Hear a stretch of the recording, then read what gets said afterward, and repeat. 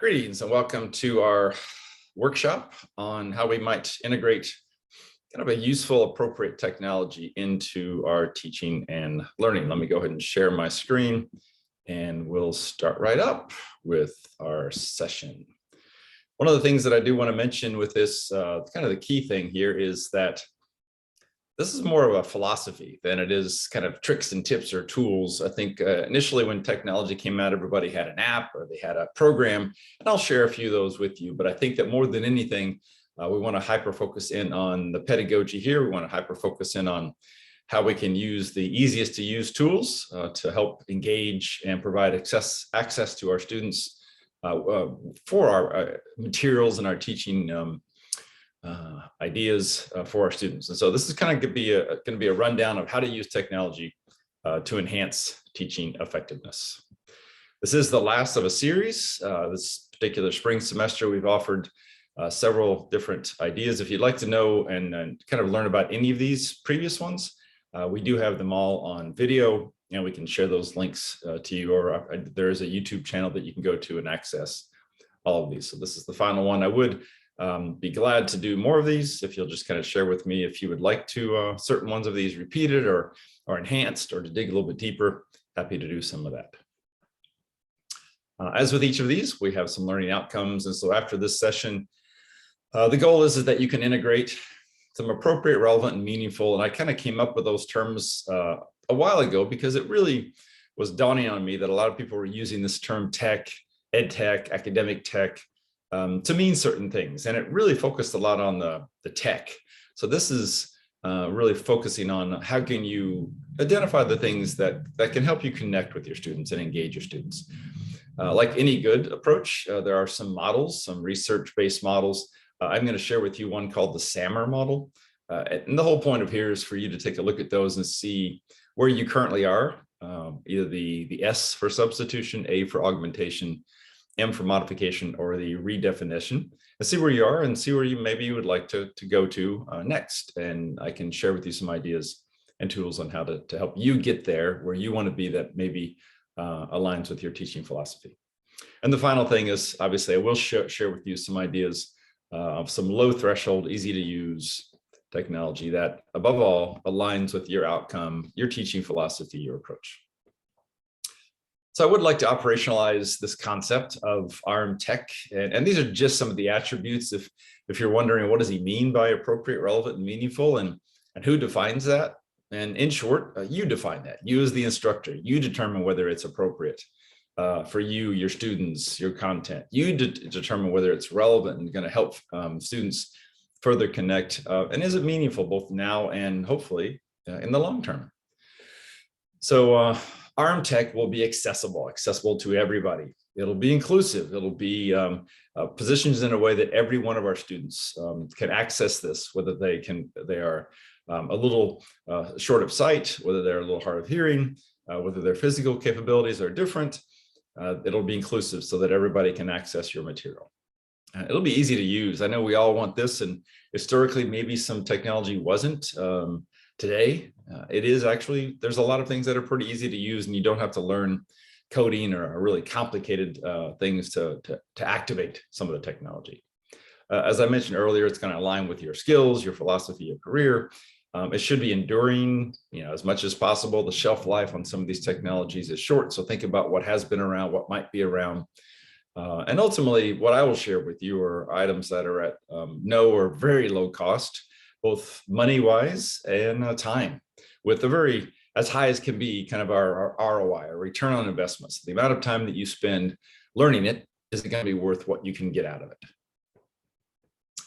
I mentioned the model. This is the Samur model, and it's by Ruben Puntedera. He kind of came up with this concept, and this isn't anything hard and fast. It's like any kind of a model, whether it's Bloom's taxonomy or Maslow. These are all kind of blurred lines, but I would like you to take a glance at this and just to yourself, think about where you are at this point. And please, just like with any model, there's no judgment here. If you are at the substitution stage and you basically substituted some of your lectures, your presentations, your assignments into a technology, kind of a mode so that you can share on an LMS or you can share with your students, There's nothing wrong with that. Do not feel obliged to move up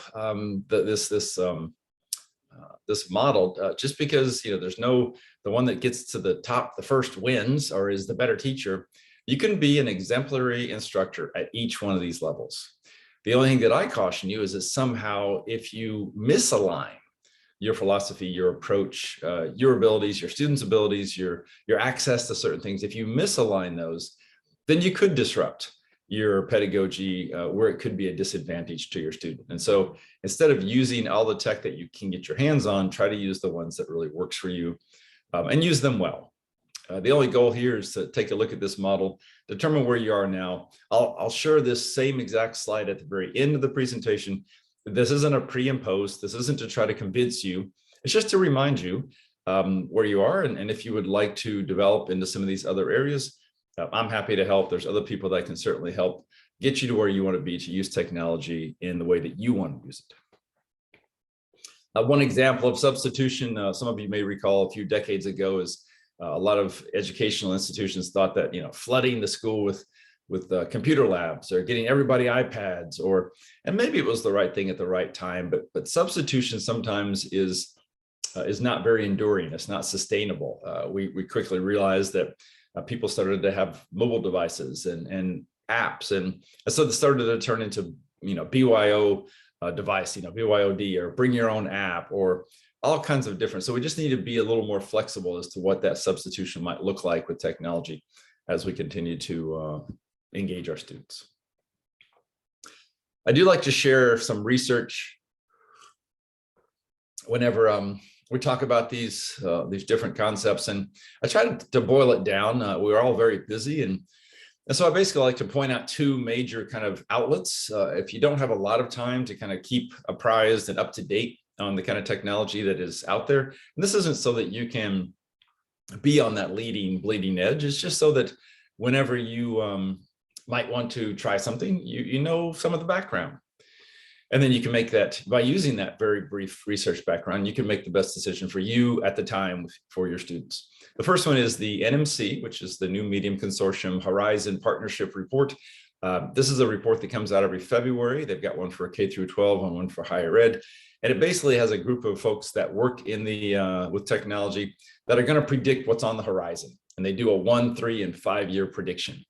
And so you may want to glance at that, and they've got an executive summary that's really well. It might take you 5 or 10 minutes. They have a full report that would take you several hours. And so I think it's probably worth 30 minutes of your time per year. This isn't per day or per week, per year. EDUCAUSE does come out with another one, which you might be interested in, called 7 Things You Should Know About Technology. And this is a 2-page read. I think it comes out monthly, and this should take you maybe 15 to 20 minutes per month. I'm trying not to take up a lot of your time, trying to give you that highest ROI. The questions at the bottom are the 7 things that they address. For instance, if it's Twitter, or if it's Google Docs, or this is, what is it? How does it work? Who's doing it? The biggest thing is, what are the implications for higher ed?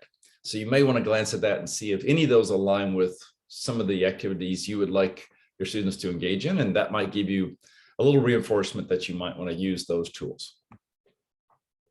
I do like to remind folks, this is a very kind of a pretty big graphic that shares with us the kind of things that are going on this crazy internet every minute. Kind of crazy, the things and the people and the engagement. We all know this, and a lot of you are engaging in these. I'm not doing this to to advertise or to support. I'm simply reminding us that there's a lot of opportunity. You may want to look at some of these and ignore them. You may want to look at some of them and say, hey, I didn't realize so many were on this. This could be a tool that I wouldn't have to support. I wouldn't have to explain. I wouldn't have to teach and maintain. And if it will allow you to do what you want to do with your students, maybe you use some of these tools that are already out there and that your students might already be on. Which leads me to this kind of 4-step process that I really encourage faculty to think about before they start to use these different technologies. The first is to use tools that you and your students know. These are the ones that, whether it's email, or it's an LMS, or it's Google Drive, or whatever it might be at your institution or with your group or your discipline, use those things that you already know. try to use these ubiquitous, things that are everywhere. We just shared the previous slide, the kind of data of things that people are using a lot. Some people say, well, everybody's on Facebook and WeChat, and maybe you use those, maybe not. There's a couple philosophies on that, right? Sometimes people think about those personal social networks as where they live their personal life, and they'd rather not interfere with their professional student life. So think about some of those. I have some students that will create different accounts, a Twitter or a Facebook account for the class if we're going to use those tools. But just kind of think about that ahead of time. Obviously, institutionally supported tools. That's why the learning management, course management systems are really popular, because if there is a problem, the institution will make sure they'll be there for support 24/7, so you don't have to worry about that. Now, if you can't get any of those three, which I would imagine that most of your needs will be met by those, but if you can't and you're looking to do something different, then I would like to share with you a few things that you might want to consider. The biggest one that I use, and I kind of make sure that my colleagues know about, is using technology to engage students, and to engage students in a formative assessment way. We did have an entire session, a workshop session, that you can certainly refer back to on these videos on student response systems. So SRSs, some people call these polling, some people still call them clickers, but these are ways that we can offer opportunities to gain some ideas on what students are thinking, how they're processing. And this is a whole lot more for us, the instructors. What should we do with that data so we know whether we can move forward confidently? We might want to step back, reteach, offer supplemental resources, but it gives us kind of a benchmark as to how students are able to perform at that point in the class or the semester. I did also share some ways that you and or students can create videos, and I'll share a few of those really briefly, just something like Flipgrid, or maybe green screen, or stop motion. There's some really easy ways that they can do this if you want to be more creative, if you want to allow students a couple of days to kind of share their thoughts. I will share, though, some things on some tools that maybe you know about. I kind of hope that you know about these. Some ideas about creating accessibility through the Google Suite. Some tech resources that are free, or kind of hyper-focused on what's called OER, Open Educational Resources. The TED-Ed kind of lesson planning format that I think is kind of unique and concise and saves a lot of time. General ideas about blogs and podcasts. And then I would like to throw in this concept of word clouds and how that might be able to help you, especially with some qualitative work. So these are the ones. I'm hoping that you glance at this slide. If you were at the previous sessions, or if you want to go back and take a look at that video, these should kind of remind you of what we talked about. Things like Poll Everywhere, Answer Garden, TriCiter. These are all free open tools. And the whole point of these is that some of them allow you to do multiple choice. Some of them allow you to do words, to bring them into these word clouds. Others allow you to open up a discussion board, vote yes and no, provide arguments. And so there's not a good or bad. There's a, what is my point? How do I would like students to engage in this particular activity? And then use that particular tool to help you do that. Even something like the Padlet and the Google Jamboard, if you want to get out of that one word or one multiple choice, this allows them to really freely write and draw graphics and map things and connect things and have conversations, as well as something like the Kahoot, which is a bit of a gamification that you may recall. And then even the PechaKucha is a very stepwise 20 slides, 20 seconds that allows students to create a storyline of how they understand the conceptual frameworks. So these are some ideas that I'd encourage you to really think about. There's no good or bad one. There's only a misaligned. So if you'd like any additional kind of conversations about these, don't hesitate to contact me. I'll be happy to do that. So I want to talk a little bit about Google Drive, Google Suite. I think that people have heard of this and you're probably using this, but maybe there's some tweaks to this that you haven't thought about. Like, for instance, in Google Slides, a lot of folks forget that there's a pretty easy way to do closed captions.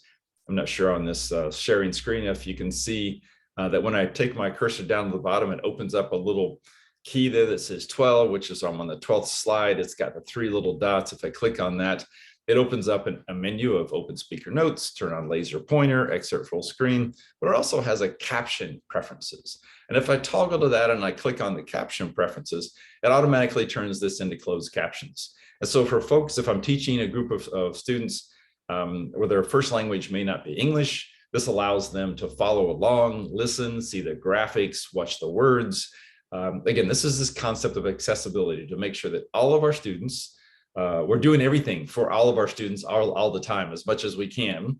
And if something as simple as this, you see it, I didn't have to learn any code.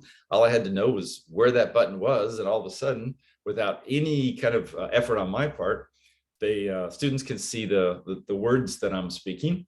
I will say that I used to work with this years ago with this application called Drag and Dictate, and it was good.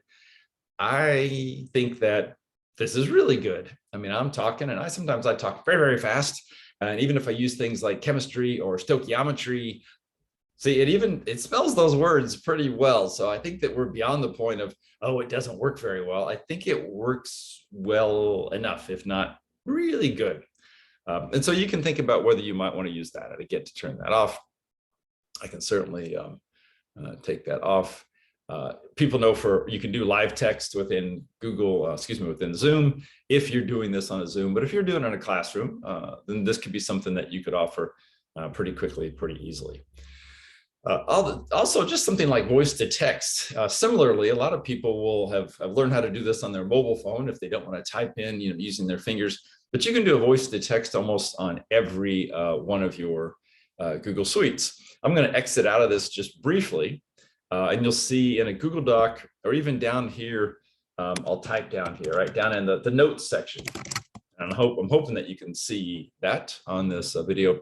If you wanted to turn this into voice to text, all you have to do is go up to Tools, and it's got a little microphone for voice type speaker notes. And it brings up a little microphone that hopefully you can kind of see. And it allows me to click on this, and I will click on it. You'll see that it turns red. And then all of a sudden at the bottom, it just types everything that I say. Again, I'll try to do stuff like chemistry or stoichiometry and see if it actually does. So it's not as good. It looks like it came up with steel key instead of stoichiometry. But this might be something that you use to help you get information out there, or if you're having minutes for meetings, or you want to draft out a manuscript, or you want students to have a meeting between 3 or 4 of them in a project-based group. And instead of them taking notes, they could just turn this on and it will capture everything that they say, and then they can analyze that, they can submit that. There's a lot of ways that you can use that in your classroom. Once again, I didn't have to learn any codes. I didn't have to do anything special. I didn't have to pay for it. It's really built in to the actual tools that we're using anyway. And those are the best ones, is to find a few of those tools that might work for us. Google Forms, I'm pretty sure that everyone probably has received a Google form. If you haven't created a Google form, I would encourage you to do that for a couple of reasons. It allows you to, it could be a delayed asynchronous student response system to gain some ideas on what students know. Easy to create, easy to share. But one of the most powerful things that Google Form does, from my point of view, is it automatically downloads it to a Google Sheet. And so you don't have to, translate or input the different data. So you've got all this information down in your Google Sheet that you can sort, you can analyze, you can do all kinds of things. And then, of course, the Google Sheet is like an Excel spreadsheet. You can manipulate that, share that. I do want to mention that with all of these as well, especially the Google Sheets. A lot of times I'll create templates and I'll share them with my students. And then there's always been a question about what we call version control, like who has it, who gets editing rights, who gets review rights. I copied this, but I lost it, or I renamed it. You can do something as simple as what's called a forced copy. And when you do that, when the student receives that Google Sheet template that you would like for them to do for project-based learning or metacognitive skills, when they open it, it'll basically ask them to save a copy. And so they automatically save a copy that's theirs. It has the right kind of title to the file. So these are just some little ideas to help you organize things so that you're not searching all these ideas and with your students. I will say one final thing, which is not a Google Drive, but it's about accessibility. There's a software program called Ally. Our university has this license, and it's basically a tool that helps review your materials and shares with you ideas to make sure that it is accessible. Things like font, tables that you might create that students can roll over and it will read to them if they can't get access to those tables by seeing those. So these are some ideas that we just should think about, because I think we all genuinely want to make sure that all of our students, regardless of their background, have access to our materials. We don't always think about it, and these are some ideas and some programs that will help us make sure that we're offering those. In previous videos and in this, I talk about creating certain things, but at the same time, I would recommend that we look at what's out there. There's a lot of really great clearinghouses and databases. This one happens to be from the California State University system. It's called Merlot. Has nothing to do with the wine. It stands for Multimedia Educational Resource for Learning and Online Teaching. It's been around a long time. It has a lot of modules, electronic learning objects, lesson plans, whatever you want to call those, that you can go out and search, and you can find those, and you can take and use those. And instead of creating them on your own, you can find these different modules and embed them. You can also look at YouTube, of course. They've got tons of things in YouTube. They also have things like TeacherTube, and there's different lists of these learning objects that are out there on the web that I would encourage you to search before you go and start creating everything. I would encourage you to use some, create some, kind of do a little bit of both. The Smithsonian relatively recently has opened up a very large open digital resource. Project Gutenberg has been around there for copyright-free materials that you could look at. And at our university, at Kane University, they do have a pretty extensive OER, open educational resource at the Learning Commons that you can access, and you can get a lot of free stuff that you can use within your courses. Sometimes at this point, people are thinking about, how can I group all these things together? So far it might be fragmented. I've got a video, I've got a Google Doc, I've got all these different student response system, but how can I make them a little more streamlined? And I find that this particular one, there's other ones, but there's something called TED Ed. We know we've probably seen some TED Ed or some TED talks. This is basically a TED Ed lesson plan. And it's what I like about it, and I'll click on it real quick, and you'll see that it really comes into these very clear points. The key here is you start with a YouTube video. So you do have to either create or find a YouTube video that aligns with your content. And then it's got these 5 steps. The students watch the video, they think about it, a little bit of metacognitive, they dig deep. So the thinking is a bit of a formative assessment. They dig deeper, so you give them some supplemental materials. They discuss it amongst themselves, maybe you, and then there's a final kind of a wrap-up closure. It could be a summative type of an assessment. So it's really closed in. It allows you to create these. It's modular. You can create them within here, and you can put the link inside your LMS, or you can share that with them in a Google Doc, or however you might use this the best. But these are just a nice little way to think about how you might organize some of your dynamic material. I won't go into a lot of discussion, but because I'm sure that everyone knows about blogs and podcasts, and you probably have seen these, and I'm not here to endorse them one way or the other, but I do want to remind us that a web blog, it started off being called a web log. So it was basically a series of points, a series of ideas or concepts, and it turned into web blog and then just blog. When I hear this and I see this, I think that it aligns very naturally with teaching, with our material. When I teach a course, I have a story. I want to kind of help students understand the connections between different concepts. And so you might think about a blog. You might create your material in a blog-like format. You might create an assignment to where students create blogs. And there's plenty of free blog sites.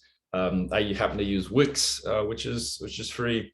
As well as you can do some pod or vodcasting. Again, I'm not endorsing these. I'm saying if you're having them do a project based, if you're having them create, and you're really, it's essential that with your concepts, you're looking for them to make some connections. These are some infrastructures that are already built, that students are familiar with, that they can publicly disseminate. They might be able to use for an electronic portfolio for when they apply for jobs. So this is a really efficient way at helping them connect with your material. And one of the last tools, which seems pretty simple, but I find incredibly powerful, are word clouds. These are ways to take a large amount of qualitative information, descriptive narrative words, and try to make sense of those. Some of the student response systems do this through what students respond in their answers. What I use this a lot for is when I have students do their project-based learning and they create a deliverable, a product, a report. I have them basically take copy all the text, put it in one of these word clouds, and then it provides them this frequency distribution of the words. I have them attach that to the front, and therefore they have to review. And it's a really quick analysis of the larger words should be seen more often. And so therefore, hopefully that has something to do with their theoretical framework of what they're writing about. Super easy, super quick. Doesn't give you everything, but I think a huge return on your investment. A little bit of time gives you something to at least think about, and maybe it validates what you've written about, and you can kind of move on. Maybe it completely changes your direction, and you go back and revisit some of the ideas. So I want to revisit again in this kind of really brief 30-minute session this Samur model, and hopefully those are some ideas that maybe you thought about and you're rethinking. And again, don't ever think that, and if somebody encourages you to use more technology or says things like, well, you're not going to become outstanding teacher of the year unless you're using a lot of technology. I do hope that we're not going that direction. I think that you can be an outstanding teacher regardless of how much technology you're using. I do and have seen that you can be a less than exceptional instructor if you're using technology poorly, or it's confusing, or it just really disrupts learning in a way that isn't productive. So if you think about some of these, and if you would like to modify and start to use some more technology in these formats, I'd be more than happy to chat with you and to share the kind of tools that might help you use it in the way that you believe is best for your teaching. So that's a wrap up of this session. I thank you very much. And again, at any point, don't hesitate to reach out and let me know how I can help you out. So hopefully if there's any other questions, please let me know. If not, have a great day.